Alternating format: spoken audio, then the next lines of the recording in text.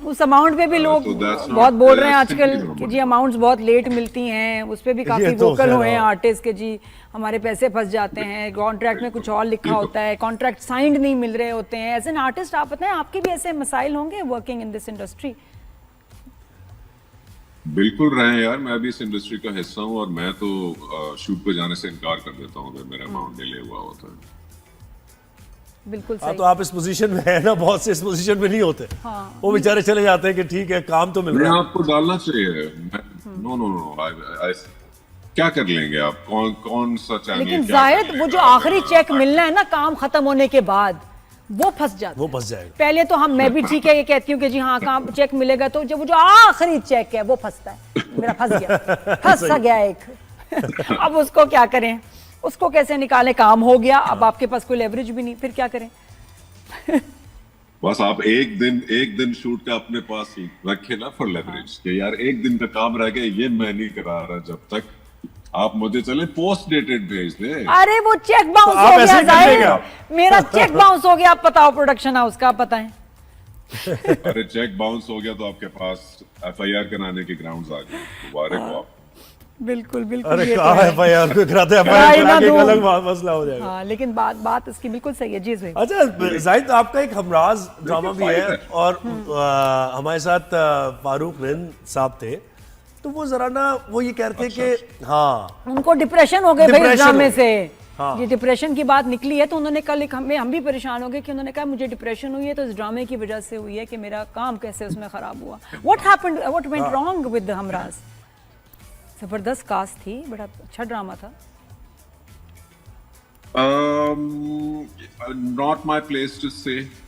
फारूक रिंद साहब मेरे तो खैर बहुत ही दिलो जान अजीज हैं, उनको अगर कोई चैलेंज फेस हुआ है प्रोडक्शन के हवाले से, वो उनकी जगह कहने के लिए हमने अपनी तरफ से तो कोशिश की। एक थ्रिलर कहानी थी, हाँ उसका जो हुक था, क्योंकि हर सस्पेंस का या थ्रिल का कोई हुक है, वो he did not have edit पे कंट्रोल।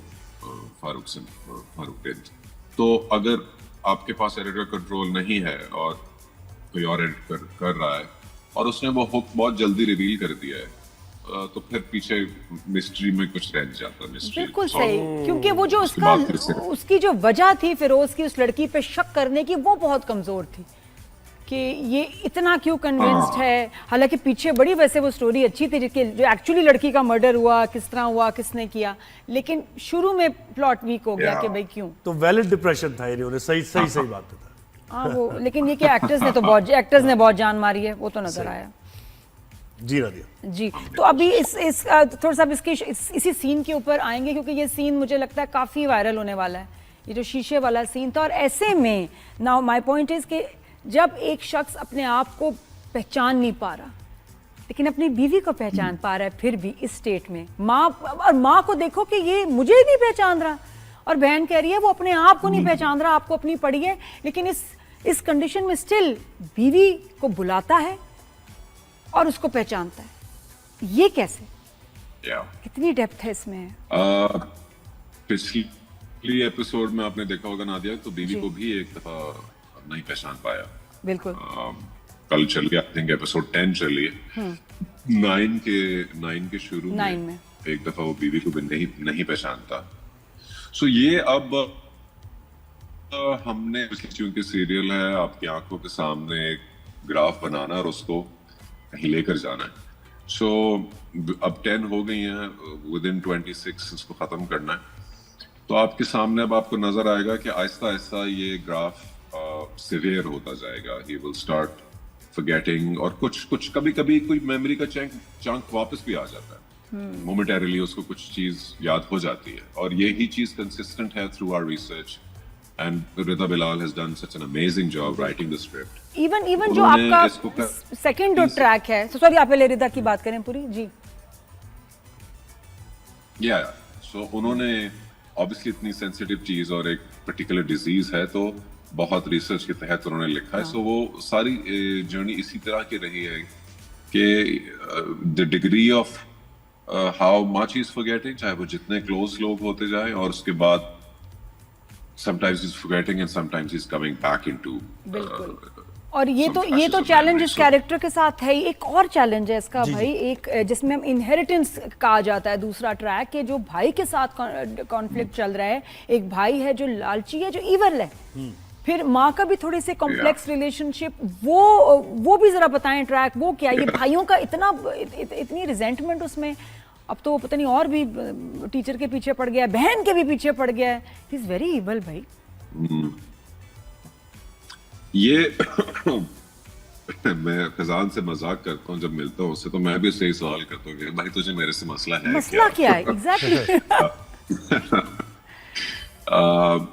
अगेन हम जो शुरू में बात कर रहे थे ना, एक वर्ल्ड बिल्डिंग रिदा ने ऐसी की है कि जिसमें मल्टीपल स्ट्रेसेस इस बंदे को, इसकी हालत को ट्रिगर कर रहे हैं। तो उसमें द फैक्ट दैट मेरी और रमशा की या ज़ारा की जो शादी दिखाई है, वो उसमें हमने ज़्यादा नहीं डिटेल में डाइवल्ज किया, बट इतना सिर्फ कहा है कि आउटसाइड ऑफ द कम्युनिटी शादी की गई थी। इसलिए ना मेरे पेरेंट्स उससे राजी थे, ना उसके पेरेंट्स उसके राजी थे। So this is also something isolating them, you know.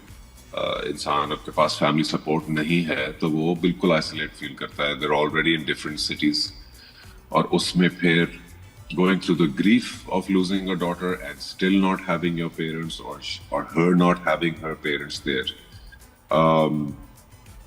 और भाई के साथ जो एक कंपटीशन होना, भाई की डिटेल आगे जाके खुलेगी इसलिए मैं उसको अभी ज्यादा रिवील नहीं करना चाहता, लेकिन सिबलिंग राइवलरी भी एग्जिस्ट करती है।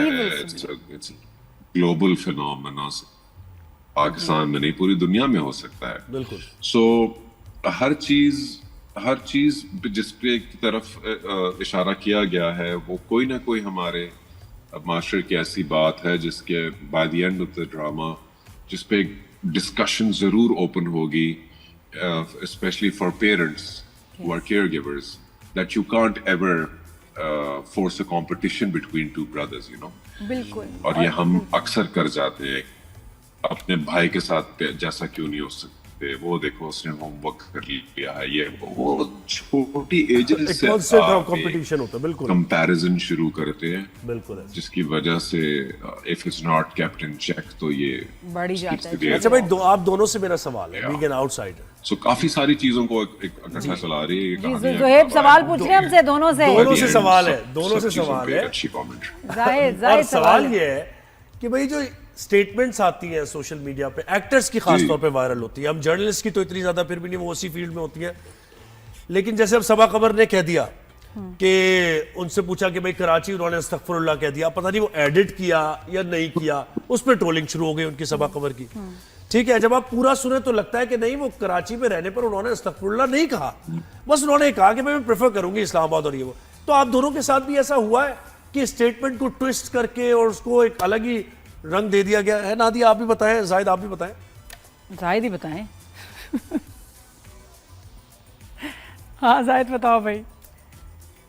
क्या मेरे साथ कभी ट्रोलिंग हुई है इस तरह? हाँ नहीं, इस तरह कहने की की टेढ़ा किया गया? हाँ, कि आपने कुछ कहा, उसको किसी रॉन्ग कॉन्टेक्स्ट में लेके जी इसको वायरल कर दिया हो, और आप कहें यार मैं तो वैसा बोला ही नहीं था, नॉर्मल सी बात थी, इसका इतना फंस क्यों बनाया जा रहा है?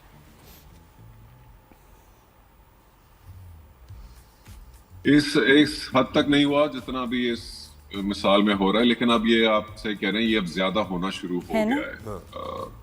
पेजेस और ब्लॉग्स बिला वजह सेंसेशनलाइज करने के लिए इस तरह चेंज कर रहे हैं, तो कर लें। सब चैंपियन इंसान है, उसको फर्क नहीं पड़ता इन चीजों से। उसकी अगर ट्रोलिंग हो भी गई या बात ज्यादा हो रही है तो सो व्हाट, यू नो। सही। अच्छा, तो अभी no news is bad news. अब आगे इस कैरेक्टर का क्या फ्यूचर है, कि अगर ये कम्प्लीटली अपने आप को भूल जाता है और डार्कनेस में चला जाता है बिल्कुल, तो क्या इसको घर वाले संभालेंगे या इसको कहीं स्पेशल केयर में दाखिल कराना पड़ेगा? क्या होगा? बिकॉज ही इज यंग और इतनी बीवी से प्यार करती है, इसको आगे क्या होगा? ये तो आपको देखना पड़ेगा नादिया, ये तो देख कर जानेंगे आप। देख कर जानेंगे। बिल्कुल ही, मैंने ना कहा कि कहानी खोल दो।